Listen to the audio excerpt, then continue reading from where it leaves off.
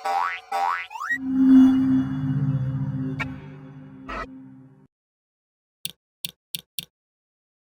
anak-anak, sekarang kita akan masuk ke modul 302, Pendidikan Pancasila dan Kewarganegaraan. Sekarang kita berada di bab 1 dan kita akan belajar mengenai norma. Sekarang kita akan mulai pelajaran 1.5 Norma Hukum. Tujuannya agar supaya anak-anak dapat mengerti dan mematuhi norma hukum. Norma hukum adalah aturan-aturan tertulis yang dibuat dan ditetapkan oleh pemerintah dan berlaku untuk setiap orang. Tujuan adanya norma hukum adalah menjaga keamanan dan ketertiban di masyarakat, melindungi kepentingan masyarakat. Yang pertama, menjaga keamanan dan ketertiban di masyarakat. Contohnya, polisi mengatur jalannya lalu lintas agar sesuai jalur dan tertib mematuhi rambu-rambu sehingga lancar dan aman bagi semua pengendara motor, mobil, atau kendaraan lainnya. Yang kedua, melindungi kepentingan masyarakat. Contohnya, polisi bekerjasama dengan aparat negara lainnya untuk membela kepentingan rakyat yang merasa dirugikan, seperti kasus penipuan, pencurian, penculikan, kecelakaan lalu lintas, kasus hutang piutang, dan lain-lain.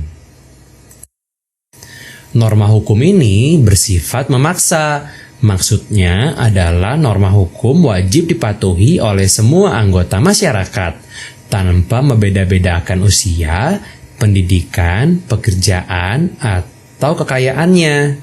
Yang berperan dalam penegasan hukum di masyarakat adalah polisi, jaksa, atau hakim. Sebagai warga negara yang baik, kita harus menjadi anggota masyarakat yang sadar hukum dan taat hukum. Sadar hukum adalah kesadaran seseorang akan pengetahuan norma hukum untuk dapat membedakan perilaku yang bertentangan dan tidak bertentangan dengan hukum. Taat hukum yaitu perilaku seseorang yang taat dan patuh terhadap norma hukum di dalam kehidupannya sehari-hari. Norma hukum dibuat oleh lembaga-lembaga pemerintahan negara yang berwenang. Dengan demikian, sanksi terhadap pelanggaran norma hukum juga ditetapkan oleh pemerintah. Sanksi yang diberikan berupa denda atau hukuman fisik atau penjara. Contoh-contoh norma hukum: mematuhi rambu-rambu lalu lintas, mengutamakan keselamatan diri ketika berkendara, memiliki surat izin dan surat resmi kendaraan, mematuhi peraturan untuk pejalan kaki, mendukung program perlindungan satwa langka. Contoh dalam hal mematuhi rambu-rambu lalu lintas: lampu lalu lintas. Merah berarti berhenti, kuning berarti hati-hati, hijau berarti jalan. Rambu-rambu lalu lintas wajib dipatuhi oleh semua pengendara, baik roda 2, roda 4, atau lebih.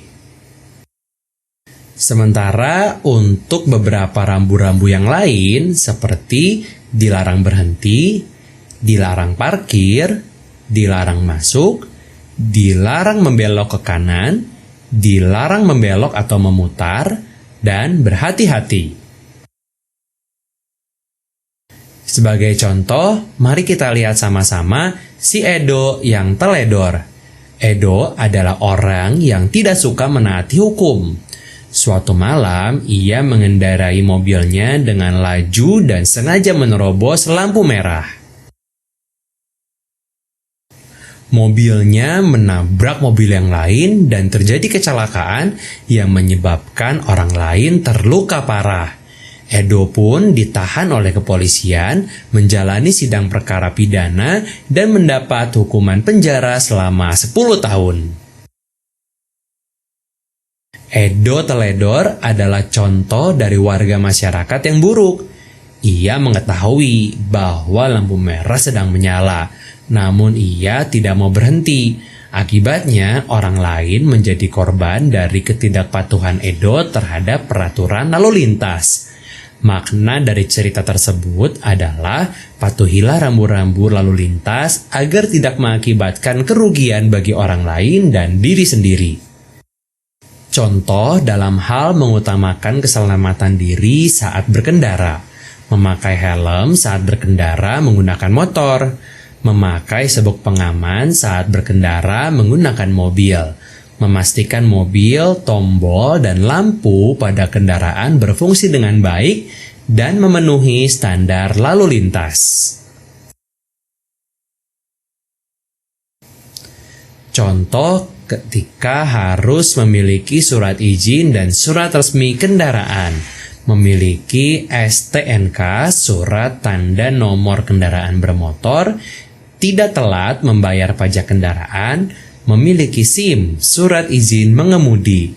Surat izin mengemudi hanya dapat diperoleh jika sudah lulus dalam ujian mengemudi dari kepolisian setempat. Syarat untuk mengikuti ujian mengemudi adalah anggota masyarakat yang sudah berusia 17 tahun.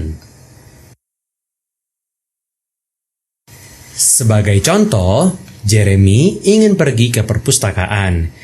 Ia diantar oleh ayahnya dengan menggunakan motor. Di tengah jalan ada pemeriksaan dan mereka pun diberhentikan oleh seorang polisi. Sewaktu ditanya mengenai surat-surat resmi kendaraan, ternyata ayah Jeremy lupa membawa STNK. Karena kelalaian ayah Jeremy tersebut, polisi memberikan sanksi berupa denda tilang yang harus dibayar. Contoh yang kedua. Gambar di samping ini adalah contoh yang salah. Apa saja kesalahan anak tersebut? Kesalahannya yaitu ia tidak memakai helm, ia tidak mempunyai SIM, ia belum cukup umur untuk mengendarai sebuah motor, ia diberhentikan oleh polisi karena tidak mematuhi peraturan dan dapat membahayakan orang lain. Akibatnya, anak tersebut dibawa ke kantor polisi untuk dipanggil orang tuanya dan dikenakan denda tilang sebesar Rp1.250.000 karena tidak mempunyai SIM dan tidak menggunakan helm.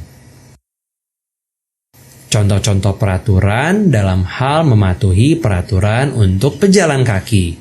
Lampu isyarat pejalan kaki. Lampu merah berarti tidak boleh berjalan. Lampu hijau berarti boleh berjalan.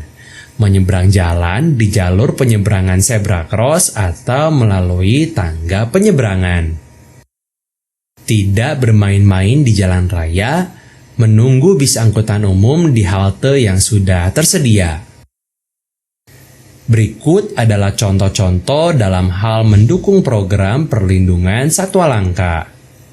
Yang pertama, tidak berburu atau menangkap satwa langka. Yang kedua, tidak memelihara atau menjual satwa langka.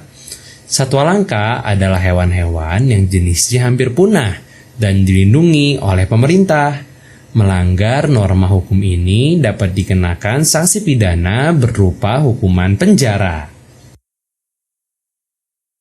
Dengan demikian, pelajaran 1.5 sudah selesai. Kerjakanlah latihan-latihan di buku kegiatan ya anak-anak.